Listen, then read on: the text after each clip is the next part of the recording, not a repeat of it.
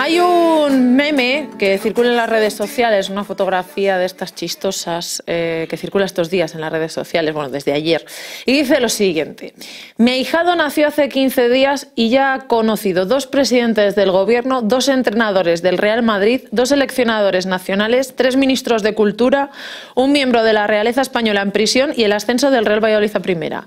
Y es que en las últimas horas España está viviendo un ir y venir de noticias que apenas nos da tiempo a analizar y asimilar. Todas estas cuestiones las vamos a repasar nosotros en nuestro debate de hoy con nuestros contertulios, a los que ya vamos a dar la bienvenida. Buenos días, Eladio Viñas. Hola, buenos días. Alberto Sanz, buenos días. Hola, buenos días. Y Luis Carlos Salcedo, buenos días. Buenos días, Rocío. Bueno, por proximidad, este mismo jueves ya tenemos a José Guirao como nuevo ministro de Cultura y Deporte, sustituyendo a Maxim Huerta. El televisivo Maxim Huerta se ha ido por su caso de fraude. Por cierto, que aparte de las explicaciones que ya piden los partidos políticos al ex ya ministro, las comparaciones con el caso Cifuentes tampoco se han hecho esperar. Por otro lado, también se pide explicaciones al presidente del Gobierno, a Pedro Sánchez, para que aclare qué posibles pactos, algunos dicen hasta secretos o encubiertos, ha podido tener con los independentistas catalanes para la moción de censura. También hemos visto cómo Iñaki Urdangarín podría entrar en prisión dentro de 4 días, a más tardar.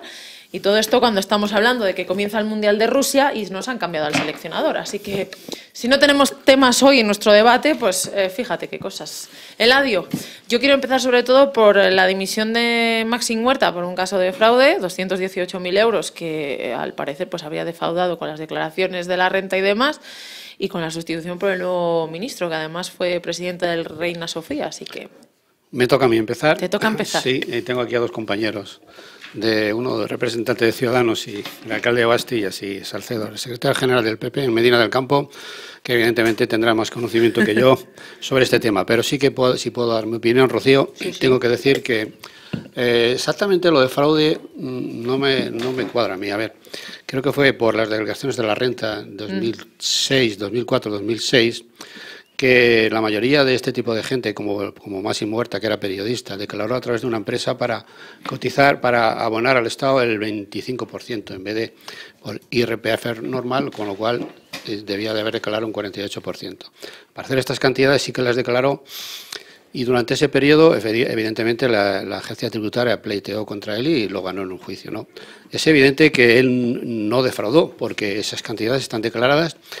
Lo que está claro es que, evidentemente, Pedro Sánchez entró en el Gobierno y preparó esa moción de censura con una bandera, que es el tema de la corrupción. Entonces, era, vamos, insustituible, era inevitable que tuviera que cesarle o dimitir. Entonces, es evidente que el daño producido por una situación que ha ocurrido hace 12 años, o entre 10 y 12 años, no debía trascender al ámbito en el cual está ahora mismo él, que es un ministro de Cultura, pero tal como están las cosas, y a partir de esa moción de censura en el cual el caballo de batalla fue suyo, el de este gobierno fue el de luchar contra la corrupción, es evidente, no podía mantenerse ni un minuto más. Pero es curioso, y luego en el debate quizá entremos a ello, que si yo dentro o hace 10 años o 12 años o 15 años hice una declaración equivocada, hubo una complementaria y tuve que hacer otra declaración, eso trasciende al ámbito de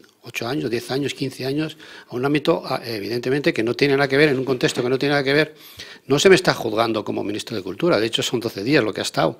Se me está juzgando muy severamente por el tema de la jauría, que en eso también podemos entrar, por un hecho que ha ocurrido hace 10 años. Es un tema que a mí me rebasa, por supuesto.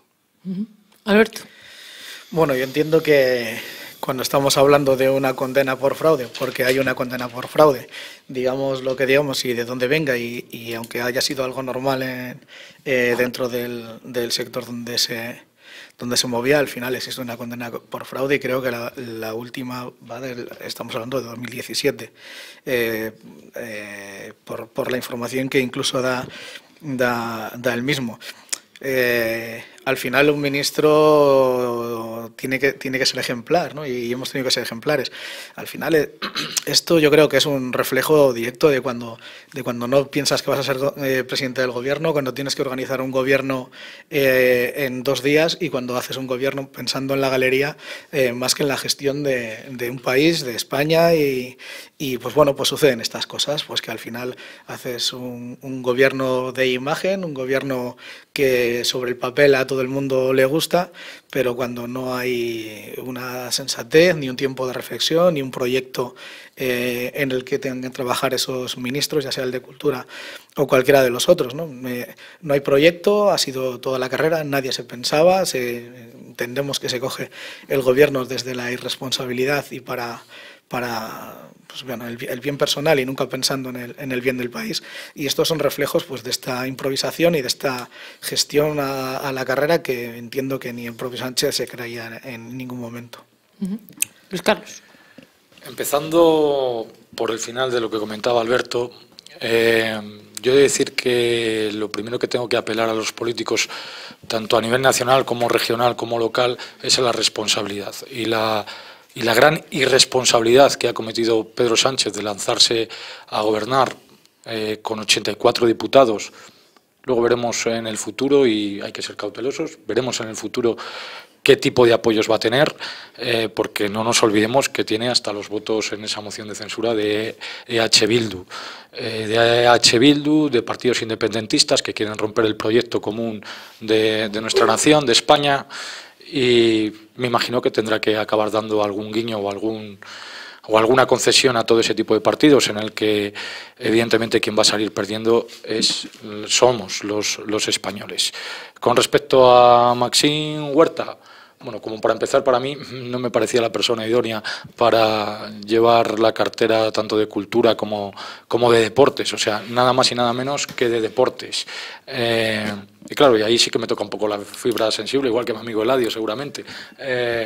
Creo que no era la persona adecuada, creo que los ministeriables han sido un gobierno de marketing puro. Es más, yo preguntaría incluso a personas afiliadas al Partido Socialista y a los propios diputados de la Cámara qué han sentido cuando no han contado con ellos, simplemente ha contado con gente que estaba fuera, con tecnócratas, digámoslo, poco ligados al Partido Socialista en muchos casos. Y luego, con respecto al tema de la dimisión de Maxime Huerta y el problema que ha tenido, yo pretendo ser riguroso y un poco voy en la misma línea que ha dicho Eladio.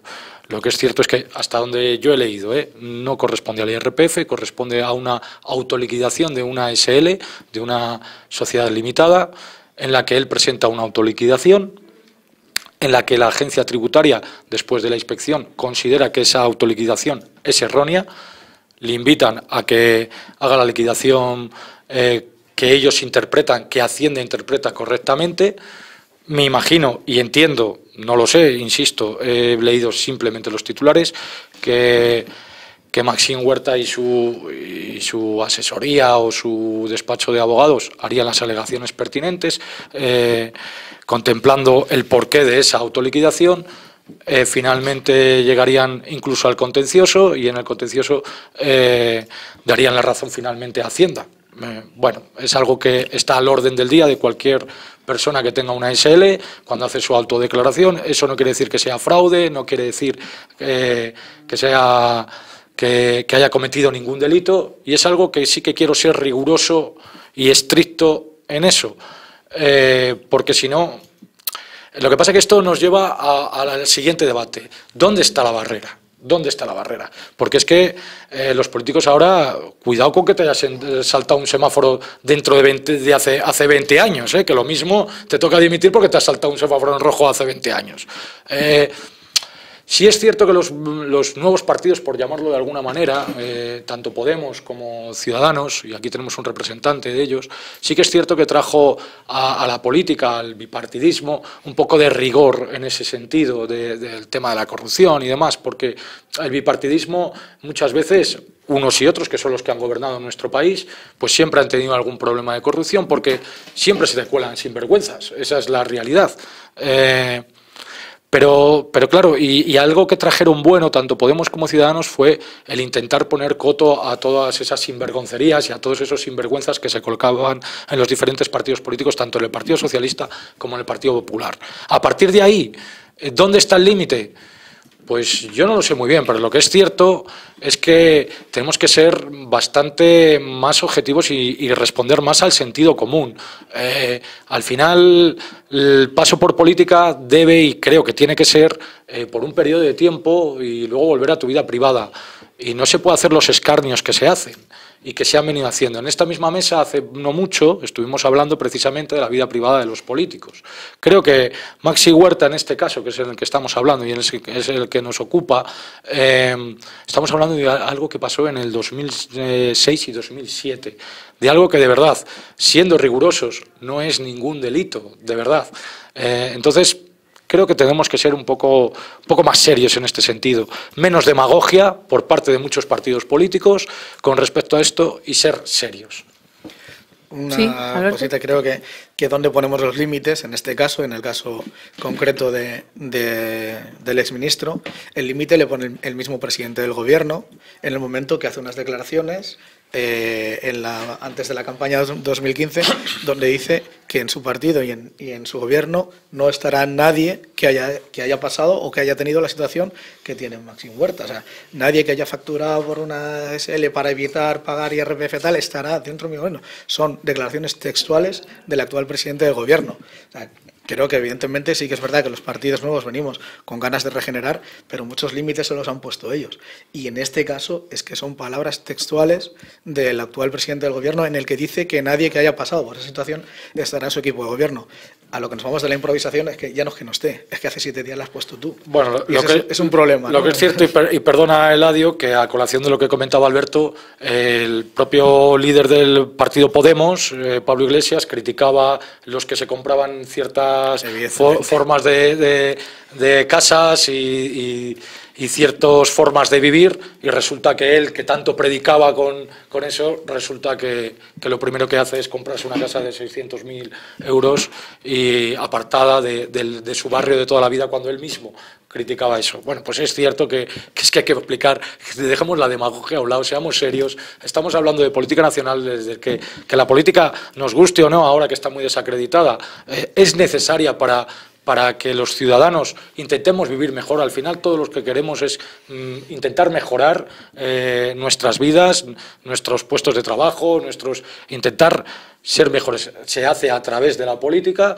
pero claro, seamos serios y dejemos la demagogia a un lado. Contestando. Seguimos con el tema, ¿no? Si te parece, Rocío, si quieres, o quieres contestar, ¿verdad? Bien, yo no sé si tengo que contestar o no. A ver, yo no pertenezco a ningún partido político, no soy quien para defender ni la moción de censura, ni el Gobierno. Aquí se ha tachado al Gobierno de improvisación, de irresponsabilidad. A ver, de que el ministro de Cultura pues no tenía las condiciones adecuadas para serlo. Habitualmente la cortesía parlamentaria habla de 100 días para que el nuevo Gobierno se dé a conocer, los nuevos ministros tomen posesión y ofrezcan un proyecto para este país dentro de sus ministerios. Es que ni eso siquiera se le ha permitido al Gobierno socialista. Y eso me sorprende, porque es evidente que un ministro que está ejerciendo otro tipo de labores, pues llega al ministerio y es que eso es inmenso. Es que ya no solamente lo que hay pendiente, ya no hablo siquiera de los presupuestos, sino de los proyectos que el nuevo Gobierno tiene que poner en marcha. Y eso lo tiene que hacer, supongo yo, en menos de 100 días, pero ya a los 4 o 5 días hablamos de improvisación y de responsabilidad. Sí tengo que decir que hay que dejar a los ministros trabajar. Hay que dejar al Gobierno trabajar, hay que dejar al presidente trabajar y con una perspectiva del tiempo juzgarle en su justa medida. Imagino que el año que viene habrá elecciones y ahí es donde hay que juzgar a este grupo de Gobierno. Pero no tratar de irresponsable en cuanto que no ha sido capaz de hacer nada, porque el tiempo no se lo ha permitido. Lo único que ha podido hacer, y eso es una cuestión que yo no estoy de acuerdo, es el tema de los presupuestos. A ver, si ellos votaron en contra en el Congreso, ¿por qué admiten esos presupuestos? Si resulta que eran antisociales, no dejan de serlo por aprobarles ellos mismos, los que estaban en contra. Creo que ha sido una deferencia hacia el PNV, pero no lo sabemos. Eso sí que me parece incoherente desde mi punto de vista. Pero sí, tengo que estar de acuerdo que dejaré trabajar. Creo que tomó posesión el jueves día 7. No llevamos ni siquiera un mes. Repito, los ministros tienen que sentarse, elegir a su equipo de gobierno, elegir a personal de confianza. Hoy creo que el ministro del Interior ha elegido a personal, incluso al director de instituciones penitenciarias. Tiene que haber un proyecto, tiene que haber, no sé, creo que esos 100 días se merece este grupo de gobierno, independientemente del tema de la moción y que, obviamente, el tema de los partidos independentistas. Y sí que yo soy policía, llevo aquí ejerciendo 36 años, sí que me preocupa mucho el tema de EH Bildu. Es un tema muy complicado y ha tenido que tragar el PSOE por ahí, pero vamos, negociar con terroristas que han estado en la cárcel y han matado a policías no me parece lo mejor, pero las cuestiones políticas yo no entro. En cuanto al ministro, Rocío, y perdóname que me extienda un poco más. No. Ha ocurrido en el año 2000, en el 2017, Alberto. Es 2 declaraciones de la renta del año 2006 y 2007. Él tiene unos asesores que para eso les paga. A él le orientaron en el sentido de que sus emolumentos fueran ingresados a través de una cuenta en la que él, una cuenta empresarial en la cual se ahorraba desde un 25% hasta un 48%. Cuando la agencia tributaria, con buen criterio, estimó que debía de controlar este tipo de cuestiones, no la suya, sino todas este tipo de empresas fantasmas que se creaban, él no engañó a la agencia tributaria. Él tenía que haber declarado 165.000 euros y dijo que a través de esa sociedad lo había declarado, pero no era lo correcto según la agencia tributaria. Y en su derecho legal, los asesores laborales le orientaron, le asesoraron de que tenía que ir a un contencioso. Cosa que hacemos yo habitualmente, o lo hago mucho. De hecho, en cuestiones del ayuntamiento lo he hecho muchas veces. Y en ese contencioso perdió y pagó los 316.000 euros, o sea, el 50% de la multa que le exigió la agencia tributaria. ¿Qué delito ha cometido hace 10 años y qué importancia tiene con relación a la gestión que va a hacer como ministro de Cultura? Yo no lo veo por ningún sitio. No lo veo por ningún sitio. Ha habido transparencia. Él no ha querido engañar a la agencia tributaria. Simplemente ha sido una cuestión de formas y él lo ha reconocido, pero dimitir por eso, como ministro de Cultura, yo no lo veo. Si vosotros lo veis, me gustaría que me lo explicarais. Yo es que entiendo, y hasta lo que he leído, que en la última sentencia pone que se expresa voluntad de no pagar, expresa voluntad de no hacer frente a esos pagos. O sea, creo que el punto de vista que estás exponiendo, que es muy respetable, y además no me voy a meter allá en valorar pero estas Alberto, cuestiones. Si lo pagó, si pagó la multa, bueno, si no hubiera tenido voluntad de pagarlo... No, que expresa voluntad de eludir el pago. Una sentencia. Entonces, es una opinión de un juez, pero él pagó la sentencia. Yo me remito a la sentencia y me remito sobre todo a las palabras del actual presidente del Gobierno, que nadie que hubiese hecho este tipo de acciones, que hubiese utilizado y que hubiese tributado por otro medio que no fuese el IRPF para beneficiarse, no iba a estar en su Gobierno. Pero son declaraciones suyas, textuales, de 2015. A partir de ahí, yo creo que ya hay poco que hablar, incluso que valorar. Es una persona que está en unas condiciones en el Gobierno que el mismo presidente del Gobierno dice que no acepta. Pues bueno, creo que es coherente que salga del Gobierno.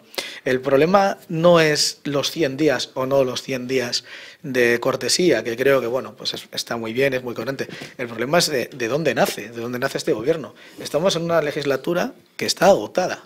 La legislatura estaba agotada antes de que fuese la moción de censura, y evidentemente ahora también, con lo cual para los españoles cada día es oro y cada día estamos perdiendo. Estábamos cogiendo un tobogán para arriba, al revés, de recuperación. Se iban a aprobar unos presupuestos buenos para España. Lo poquito que quedaba hacer en esta legislatura, que era gobernar con unos presupuestos, dejar que sobre todo lo que eligieron los españoles en las urnas, llegase a su fin dentro de una legislatura agotada, llega la corrupción, que es el mal endémico de este país, y del bipartidismo, y hace que la legislatura se ajuste en ese momento, porque llegan unas sentencias condenatorias muy graves para el Partido Popular, que hace que pierda la confianza de toda la Cámara. Pero es que eso no pasa por hacer un gobierno Frankenstein con 22 partidos, donde la gente que quiere romper España está tirando de la cuerda y va a seguir tirando y va a ser la que gobierne en estos meses, años, esperemos que lo menos posible, esperemos que entre la coherencia y se dé la palabra a los ciudadanos, que al final tienen que ser los que decidan quién gobierne, quién les gobierne, y no en un experimento con gaseosa, un experimento fallido. El perfil técnico de los ministros sí es bueno. Si un perfil técnico consideramos que para un ministro es bueno. El problema es que no hay proyecto. Porque el proyecto de una persona y de un presidente del gobierno no tiene que explicarlo a los 100 días. El proyecto para gobernar un país se explica a los ciudadanos 100 días antes de presentarte unas elecciones. Explica el proyecto que tienes, explica tu proyecto, explica cómo vas a gobernar, qué vas a hacer, qué cambios vas a hacer en el país. De hecho, hoy asistimos, yo perplejo, ¿no?, a un objetivo prioritario que era el Partido Socialista, la derogación de la reforma laboral, y esa derogación hoy ya se queda en meros pequeños cambios. O sea, no hay proyecto, no tienen capacidad, aunque lo tuviesen, porque de esos 22 partidos que le apoyan para tomar las riendas del gobierno, no, le apoyan para echar a Rajoy. Ya le han dicho que no van a gobernar con él, ni van a votar junto a él. Es que es un pacto y es un gobierno imposible. La legislatura está agotada. Ahora empezamos ya a ver el pago de favores. Es que no ha hecho falta 100 días. Es que Cataluña tiene liberadas sus cuentas ya. Y es que Cataluña está diciendo que va a volver a abrir sus embajadas en el extranjero. El Diplocat empieza a funcionar otra vez con dinero de todos los españoles, que el señor Pedro Sánchez en menos de 7 días ha liberado a Cataluña para que pueda seguir haciendo, además manifestándolo abiertamente, llevando la ilegalidad y con el dinero de todos los españoles intentando romper España. O sea, son muchas cosas y que no se refiere a los 100 días de cortesía, que entiendo que tiene que ser así cuando la legitimidad para gobernar te la dan los ciudadanos. Lo único que esperamos es que se den cuenta, que sean responsables y que por este país al final dejen elegir a los ciudadanos, que se convoquen unas elecciones y que salga un gobierno fuerte, del color que sea, del color que decidan los ciudadanos, pero un gobierno fuerte que permita gobernar desde la sensatez, que permita dar calma y estabilidad al país, que en este momento no la hay. Luis Carlos. ¿Por qué tachaba yo, y respondiendo a Ladio un poco, por qué tachaba yo esta moción de censura de irresponsable? Por una mera cuestión aritmética. Tienen 84 diputados, 84. Si el Partido Popular, con el apoyo de Ciudadanos, ha tenido que hacer piruetas en el aire para sacar unos presupuestos y tener que hablar con gente, conceder algunas cuestiones que pedían otro tipo de partidos para poder sacar los presupuestos adelante, que no va a tener que hacer el Partido Socialista con 84 diputados. Es una cuestión aritmética, nada más. Nada más. A partir de ahí, ¿por qué es irresponsable? Porque encima sus compañeros de viaje en la moción de censura dejan mucho que desear. O sea, son los mismos que no creen en el proyecto común de España. Entonces deja mucho que desear. En cuanto a Alberto, que decía que la legislatura ya estaba agotada, no, hombre, no, Alberto. No estaba agotada porque precisamente hacía unos días habíamos aprobado unos presupuestos con el consenso de varios partidos políticos, con el apoyo de varios partidos políticos, en donde estaban contempladas además muchas cuestiones en las que Ciudadanos hacía hincapié, en las que estaban contempladas muchas cuestiones en las que en este caso el PNV hacía hincapié, a pesar de que el Partido Popular en esa negociación de presupuestos en algunas cuestiones, como es evidente, cuando hay una negociación hay veces que tienes que ceder un poquito tú y otras veces tiene que ceder otro. Cedió aquellas cuestiones tanto a Ciudadanos como a PNV como a Coalición Canaria, creo recordar, las cuestiones que ellos pedían hasta donde pudo y teníamos unos presupuestos bastante buenos y de hecho les tenemos porque parece ser que van a seguir adelante, bastantes buenos, con lo cual no estaba agotada esa legislatura. Entiendo también y además es una opinión muy personal que el tema de los 100 días de cortesía en este caso no da lugar por una cuestión de la que apuntaba muy bien Alberto. Es una legislatura ya iniciada en el que se proclama presidente del gobierno alguien que no es ni diputado ni diputado, con lo cual estamos viviendo momentos históricos, ¿eh? Es la primera vez en la historia de la democracia que alguien llega a la Moncloa con una moción de censura. Y eso entiendo, ojo, partiendo de la base que estamos en una democracia parlamentaria y que es lícito lo que se ha hecho. Partiendo de la base de ahí, entiendo también, y además lo han dicho hasta los propios varones del Partido Socialista, como Felipe González, como Alfonso Guerra, entiendo que tiene que haber elecciones ya y que sean los ciudadanos los que decidan quién van a representar los intereses de los mismos en los próximos años. Bueno, pues no sé si me toca a mí responder sí, o no. Sí, sí, Eladio. A ver. Podéis interrumpiros, ¿eh? Sí, sí que me he quedado con ganas, pero bueno, prefiero... Bueno, pues ahora porque contesta. La cortesía parlamentaria de esta emisora así lo contempla. A ver, Alberto habla de que vamos a perder en vez de ganar. No lo sabemos. Si sabes algo que yo ignoro, ¿por qué no pensamos que vamos a ganar con este gobierno en vez de perder? Si me dices en qué vamos a perder y qué no vamos a ganar, pues lo entendería, ¿no?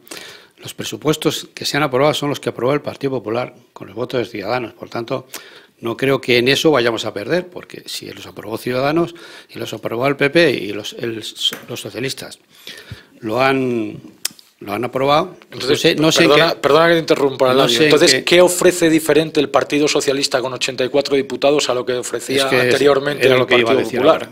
Ahora iba a hablar del tema del proyecto. Por tanto, los presupuestos han aprobado un techo de gasto en el cual estaban de acuerdo Ciudadanos y el Partido Popular, no el PSOE. Iban a aprobar una subida de las pensiones, no sé en qué sentido se va a perder en vez de ganar. Una subida de pensiones que ha venido como consecuencia de una presión social, que es evidente que sí que la ha habido, y una subida a los funcionarios, yo que lo soy, que ha sido negociada afortunadamente este año por un periodo de 3 con el Partido Popular y en la que estaba de acuerdo Ciudadanos. Por tanto, no sé en qué vamos a perder con un presupuesto, con un techo de gasto y con unas medidas sociales mucho más abiertas a la ciudadanía. No sé en qué vamos a perder y no sé qué vamos a dejar de ganar. Se está hablando de legitimidad. Yo no lo pongo en duda. No sé quién puede poner en duda que este gobierno es legítimo. Si alguien lo pone, lo tendrá que argumentar. Creo que ha obtenido 179 diputados.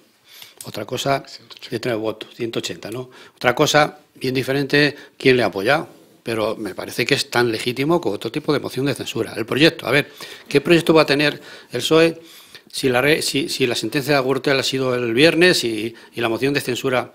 ¿Qué proyecto? Dejarle que lo estudie, a ver, eso no era una cosa, no es algo que un proyecto no se puede preparar de la noche a la mañana. La sentencia ha salido el jueves o el viernes, el lunes, el martes se ha presentado la moción, él ha dado un discurso dentro de la moción de censura en el cual ha presentado unos rasgos sobre el tema de la regeneración, el tema de la inserción del impacto laboral y el tema de la reforma, impacto social, mejoras en sanidad, en educación y demás. Y el tema de la reforma laboral. Vamos a ver, que no se puede hacer un proyecto en 2 días, que esto ha sido como consecuencia, que parecemos olvidar un poco, que ha sido como consecuencia de la sentencia Gürtel, en el cual el Partido Popular se ha lucrado, que parece ser que estas cosas conviene decirlas, se ha lucrado de determinadas obras, de temas empresarios. Bueno, no quiero entrar en ese tipo de cuestiones, pero eso ha surgido, la moción ha surgido como tema de la sentencia. ¿Qué proyecto va a hacer el PSOE cuando ha tenido 4 días para presentar la moción? Bien, vamos a darle un tiempo, repito, vamos a darle un tiempo. Creo que es necesario, pero no me gusta que se hable de legitimidad. Se la tiene 180 votos, la tiene. Da igual que tenga 84 y Podemos tenga 67, eso da igual. A todos los efectos, bueno, se pueden negociar las cosas, ¿no? Creo, ¿eh? Entonces, si hay una mejora de tipo en cuestión de sanidad, en cuestión de medidas laborales, se pueden negociar, digo yo. Si pueden conseguir 180 votos. Y otra cosa muy importante, que parece ser que se ha obviado. Este gobierno está compuesto por 17 ministros. De esos 17, 11 son mujeres. El 64% del gobierno. Eso es único en Europa y único en el mundo. Nadie puede decir que esa cantidad de ministras. 11 ministras. Eso parece ser que no se destaca. Yo sí lo destaco. ¿Y eso es bueno o malo? No porque esté aquí Rocío. Para mí eso es buenísimo. Pues a mí me parece que son 17 personas. Para mí eso es buenísimo, porque se ha tenido en cuenta, sean mujeres o hombres, se ha tenido en cuenta el talento de las personas, independientemente del sexo. Y a Pedro Sánchez le ha parecido que 7 mujeres, esas mujeres van a ejercer su ministerio de la mejor forma posible. Pero hay que destacar que, vamos, que estamos hablando de instituciones que nunca se ha dado ese hecho, nunca se ha dado. Y se ha elegido a hombres no por el talento, ni por las condiciones, sino por ser hombres. Entonces yo quiero destacarlo aquí porque es importante y porque es que no se ha dado nunca. Por lo tanto, si no se ha dado nunca, estamos dando un ejemplo al resto de los países. Mira, empezando por lo último, ¿no? Estoy encantado de que haya 7 ministras y de que todas fuesen ministras. 11 ministras y de que todas fuesen ministras o ministros, todos, o 7 ministros en el mismo, igualmente. Yo cuando viene el doctor a operarme, quiero que me opere el doctor que mejor me pueda operar y no voy a mirar si es hombre o si es mujer. Si Pedro Sánchez ha considerado que esas 11 personas son las más adecuadas para ejercer el ministerio, me parece súper correcto, además estoy contento. Pero ahí se lleva a una misma contradicción el Partido Socialista, que implanta una ley de paridad que incumple en este gobierno. Evidentemente que me parece muy bien que haya 11 ministras, porque si tiene que haber más mujeres que hombres, tiene que haberlos. Pero luego no implantes una paridad por narices, ¿no? La discriminación positiva a veces hay que llevarla a cabo, pero creo que también hay que ser coherente con tus principios. Y creo que ni en este caso hay coherencia, porque, por lo que te digo, porque se está imponiendo una paridad que no se da. Y me alegro mucho si son las mejores. En lo que hablamos del proyecto y de la responsabilidad, porque aquí hemos llegado a este momento por una serie de responsabilidades enormes. En principio por el Partido Popular y por Mariano Rajoy, que tiene una sentencia condenatoria brutal, donde condena al partido y donde además se dice que ha habido financiación ilegal, que ha habido sobresueldos, que las declaraciones del presidente del gobierno en el juzgado son poco creíbles. Ahí está agotada la legislatura, cuando el presidente del gobierno y el partido que está en el gobierno está en estas circunstancias, no porque haya unos presupuestos que consideramos unos presupuestos buenos, pero el gobierno tiene que ser limpio y tiene que estar en estas condiciones. Y es una irresponsabilidad enorme de Mariano Rajoy y del Partido Popular no haber convocado elecciones. Me alegro mucho de que ahora lo pensemos igual, pero es que no han querido convocar elecciones como se le pidió y como Ciudadanos le pidió que convocase elecciones antes de dejar el país en manos de un gobierno Frankenstein con 22 partidos, con nacionalistas que quieren romper España, con Bildu, la gente que ha apoyado a los terroristas. Ese es el problema. Y la irresponsabilidad enorme también de Pedro Sánchez, ¿por qué la es? De coger un gobierno sin proyecto. Un gobierno, yo entiendo que es que él nunca se pensó que va a salir adelante, porque la compañía no daba pie y da pie a no poder gobernar. Cuando hablamos de proyecto, evidentemente que hay que tener un proyecto, y hay que hacer un proyecto, y hay que trabajarse un proyecto, y hay que presentar un proyecto para España a los ciudadanos, y que los ciudadanos elijan cuál es el proyecto que quieren para España. Ese es el problema real. O sea, me parece muy bien quien gobierne, y me parece muy bien al que elijan los ciudadanos, mientras sean los ciudadanos el que elija el proyecto que cada uno le presente. Pero no puede haber un presidente de gobierno sin proyecto que vaya haciendo el proyecto al tuntún. Y es irresponsable. ¿Por qué? Porque esto es política y los números son los números. Y las declaraciones en la misma toma de posesión y en la misma moción de censura estaban claras. Estos 22 partidos, nunca han apoyado un gobierno de Pedro Sánchez. Han apoyado echar del gobierno a Mariano Rajoy. Y era el objetivo. Y ese objetivo perjudica a España. Perjudica en muchos sentidos. Primero en el desarrollo de los presupuestos, que no lo tenemos claro todavía, porque están en un trámite en el Senado. Unos dicen que si van a tener revancha, más o menos, los otros las modificaciones. Si hay que sacarlos ahora y a ver con qué modificaciones se sacan. Pero el problema no era de la legislatura acabada por los presupuestos, es la legislatura acabada por la corrupción, porque la corrupción llega a un punto en los dos partidos del bipartidismo. Hemos visto la sentencia que salió en ese momento, la que ha vuelto a salir la semana pasada contra el Partido Popular, pero es que a partir de ahora, en este verano, este otoño, vamos a ver empezar a caer las sentencias del PSOE en Andalucía. El problema de la corrupción es enorme. Así lo ve la sociedad, y hace 2 años no hay proyecto, no hay futuro, y es donde hay que dar el la palabra a los ciudadanos para que elijan qué proyecto quieren de verdad, porque hay muchas cosas que por encima de quien gobierne estaban ya negociadas. Las pensiones, en el Pacto de Toledo se iba trabajando meses, y las pensiones es un acuerdo al final de todos los partidos, porque también la presión social ha hecho y muy bien su función, y todos entienden que tienen que estar en el IPC, por encima del IPC la más pequeña. Bueno, si eso está hecho, si hay muchas cosas que están hechas y se hacen y se trabaja así en el Congreso con normalidad, ¿no? en esas comisiones, por encima de todo esto. Es una irresponsabilidad enorme que vamos a pagar y estamos pagando los ciudadanos de aquí en adelante. Luis Carlos. Yo añadiría la irresponsabilidad por parte de Pedro Sánchez de hacer esta moción de censura, y también un poco la irresponsabilidad de Ciudadanos. Ciudadanos se ha querido subir al carro del tema de las elecciones porque las encuestas indicaban que era el partido que mejores resultados iba a obtener en unas hipotéticas elecciones. Le ha salido mal la jugada y ahora se está arrepintiendo Ciudadanos de la jugada que ha hecho. En cuanto a la sentencia Gürtel, ¿qué pasa? Que antes no lo sabíamos. Lo que pasaba, sí, estaba muy claro. Primero, no es firme. Segundo, el Partido Popular está condenado a título lucrativo. Luego lo podemos tergiversar como queramos y de la forma que queramos, pero es la realidad. Y aún así todavía no es firme. Con respecto a la sanidad, ¿qué mejoras va a poder hacer en sanidad el Partido Socialista cuando las competencias en sanidad desde hace ya bastante tiempo las tienen las comunidades autónomas y según los índices de calidad, los índices de colas de espera, etcétera, etcétera, en el tema de sanidad? Todos los índices indican que todas las comunidades autónomas gobernadas históricamente por el Partido Socialista son las que están a la cola de España. Todas las comunidades autónomas gobernadas por el Partido Popular en los índices de sanidad están al frente y a la cabeza de la sanidad en España. Hombre, empiecen por las competencias que tiene el Partido Socialista, tanto en Andalucía como en Extremadura, que históricamente y durante 40 años de democracia han sido gobernadas por el Partido Socialista, empiecen a ponerse las pilas en el tema de sanidad para que se les llene luego la boca en el Congreso de los Diputados. Con respecto al... ¿Por qué decíamos que es un gobierno de marketing?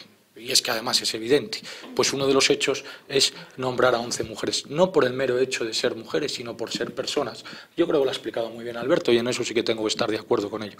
Yo cuando me van a operar no miro si es doctor o doctora, veo si es un buen profesional y se me lo va a hacer bien. A mí creo que flaco favor se hace a la igualdad entre hombres y mujeres si tenemos que estar poniendo números clausus, por decirlo de alguna manera, en cuántas mujeres tiene que haber. Estoy convencido que Rocío es una buena profesional, como lo es también su compañero Javier Serrano. O sea, es que la igualdad se demuestra siendo iguales como personas, no como si soy mujer o lo dejo de ser. ¿Qué más cuestiones? Con respecto a la reforma laboral. La reforma laboral, justo el día anterior a la moción de censura, desde los datos del paro, se dieron por primera vez desde el año 2008, bajamos de los 3 millones de parados. Eso es debido al esfuerzo, sobre todo de los españoles, que se han tenido que apretar el cinturón, pero también a las medidas que implantó en su momento para no ser rescatados por parte de la Unión Europea, que nos hubiera supuesto hipotecar a muchas generaciones, el mayor esfuerzo que hizo el gobierno con medidas bastante impopulares, aun sabiendo que en la calle no iban a gustar, siendo un partido responsable y generando certidumbre en los mercados, porque ahora ya no nos acordamos de la prima de riesgo, pero estaba en 600, 700 puntos, es como nos financiábamos nosotros.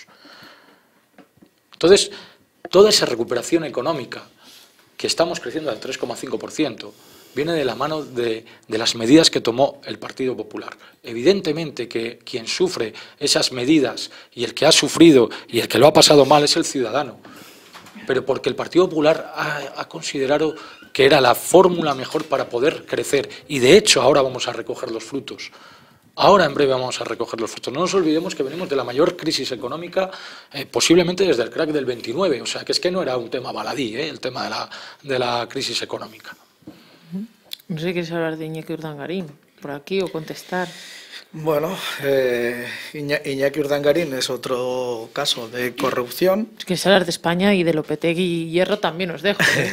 Bueno, también si queréis luego hacemos una valoración, ¿no? Pero bueno, creo que al final el resumen de de Iñaki Urdangarín tiene que ser pequeño y conciso. Aquí tenemos un país que, gracias a Dios, la justicia funciona, a lo mejor más lenta que la que quisiéramos, y el que la hace la paga, ya sea se apellide como se apellide, Martín, Marichalar, Borbón o sea el cuñado del rey. Pues bueno, respeto a las decisiones judiciales y pues eso, alegría porque al final la justicia funciona y el que la hace la paga. Por aquí, Eladio. ¿Se puede hablar de la selección española? Se puede hablar de la selección española también. Pero primero háblame de Iñaki Urdangarín. Quiere que hable gane el Mundial. De la de balonmano. Quiere que hables de la de balonmano.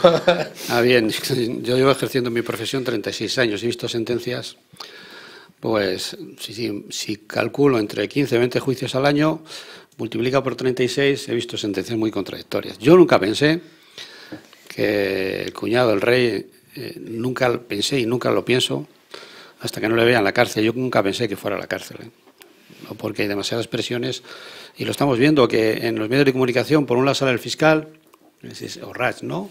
Y por otro el juez, con unas ideas contradictorias en cuanto a investigados, a imputados, en cuanto a declaraciones o no declaraciones. Fíjate, si no están de acuerdo el fiscal y el juez, que son los que tienen que defender la justicia y la ley y el orden y el reglamento jurídico y todo lo demás, imagínate los ciudadanos cómo estamos, unos a favor, otros en contra. Una reflexión que hago sobre este tema es, ¿tenía necesidad el cuñado del rey de meterse en este tipo de cuestiones? ¿No sería por dinero? Yo estoy convencido que no. No entiendo que una persona que tendrá asesores, pues todo el tipo, que no le hayan dicho: oye, ¿dónde te estás metiendo? Que esto es un fraude, que no estás declarando este dinero, que es una sociedad pantalla.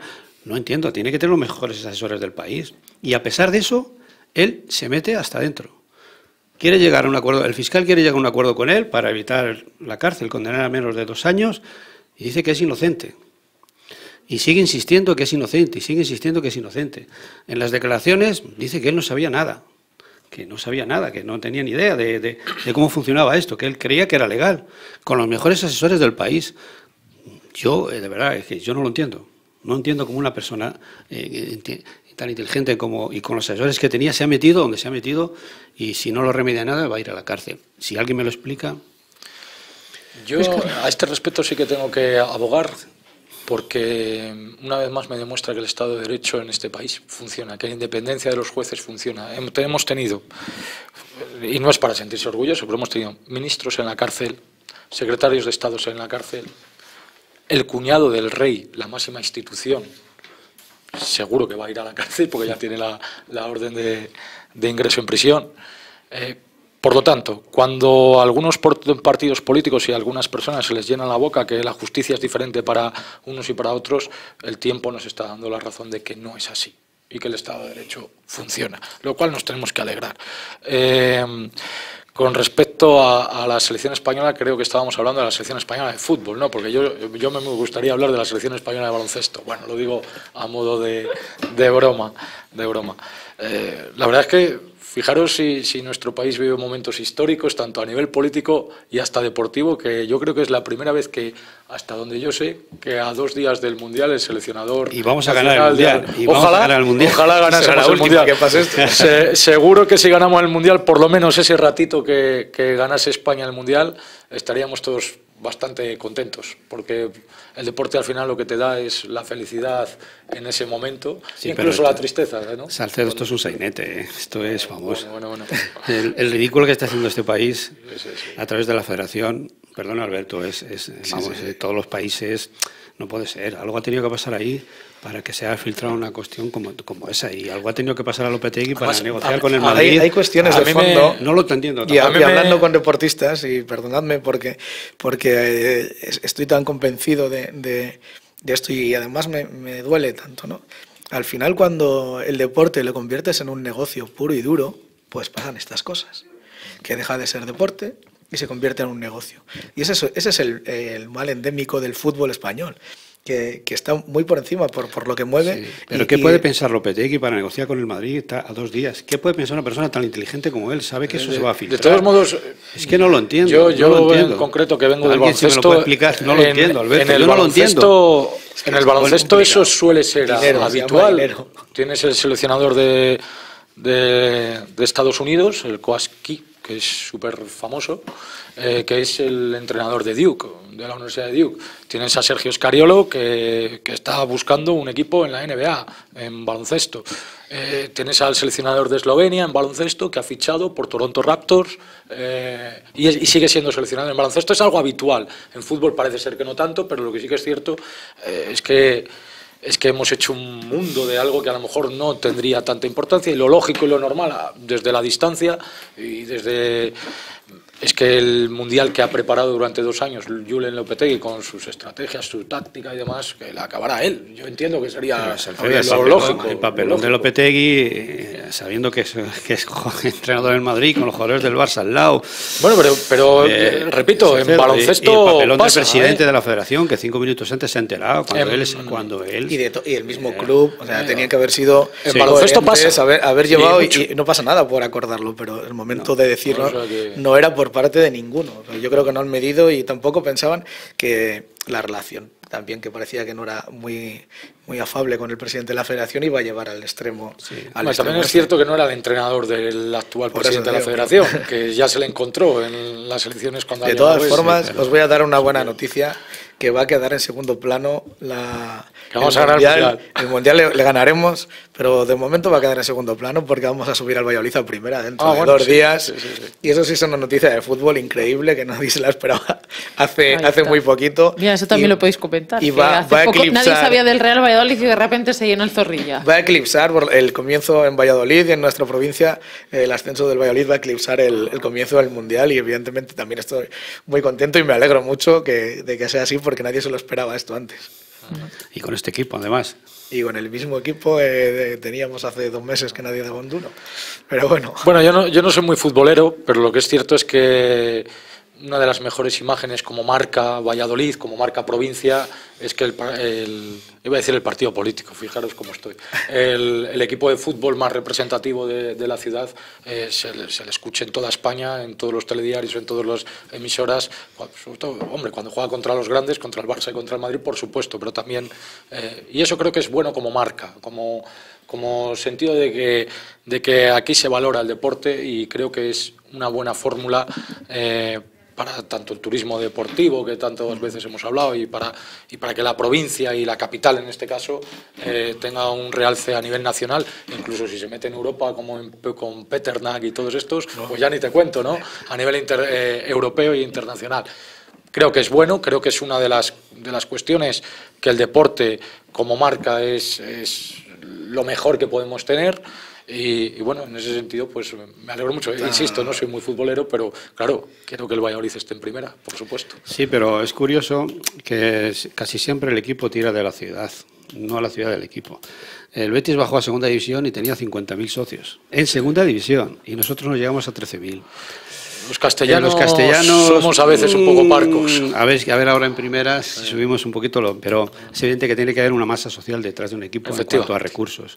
Pues imagínate un Betis con 50.000 socios, el dinero que tiene para fichar buenos jugadores. Sobre todo la masa social, porque al final el patrocinador lo que busca es masa social para vender su marca. Sí. Y es que has dado en la clave. Si no tienes masa social es muy complicado a nivel deportivo intentar ascender muy alto, porque teniendo masa social tienes todo, porque estamos hablando de fútbol, además que es un deporte mayoritario, que tiene unas facilidades que no tienen el resto, como bien sabéis y bien practicáis, por lo que puedo ver, que es un privilegiado, ¿no? El deporte privilegiado, pero evidentemente es importante para todos, es importante para nuestra zona y nuestra comarca de Medina del Campo. Seguro que el tren del vino que han puesto en marcha pues coincidirá, esperemos, y estamos vendiendo la piel del oso, por la ilusión. Bueno, con el 0-3. Pero seguro que mucha gente se anima a venir más un fin de semana en el tren del vino, porque además aprovecha para ver al Valladolid. Seguro que nos trae más gente, que nos trae cosas buenas, y es una buena noticia para todos si el sábado podemos celebrarlo. Gracias a los tres, a Eladio Viñas, a Alberto Sanz y a Luis Carlos Salcedo por estar con nosotros. Un placer. Muchas gracias.